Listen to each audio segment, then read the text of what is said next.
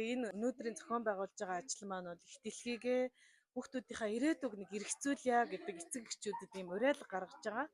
За энэ уриалга маань ямар учиртай вэ гэхээр хог хаягдлыг бид нар хүн дээлтэй орчин бий болгохын тулд хамгийн ихний ажлаа бол Sunday Market буюу өнөөдөр Баян Монгол хорооллын оршин суугчдын дунд зохион байгуулж байна. Энэ үйл ажиллагааны маань гол зорилго оршин суугчдыг хунзар саваа гялгар утаа ангилахыг уриалж байгаа. За ингээд хунзар савыг дахин боловсруулснаар бид нар одоо хүүхдийн тоглоомын талбай дээр тогтчил сандал ч юм уу өвөө эмээ нар маань суудаг сандал ээжүүд маань хүүхдүүдэд гаргаад гадаа суухдаа суух сандал болгон дахин боловсруулсан эко сандлыг эхний ээлжинд хийя гэдэг ийм уриалга гаргаж байгаа. За мөн байгаль орчинд одоо хог хаягдал гаргахгүй тулд оршин суугчдыгаа одоо гэртээ байгаа илүү хувцас одоо хичээлийн хэрэгсэл, ном, бусад зүйлүүдээ авч гарч ирээд зарах, солилцох, худалдаалах юм арга хэмжээг бол зохион байгуулж байна.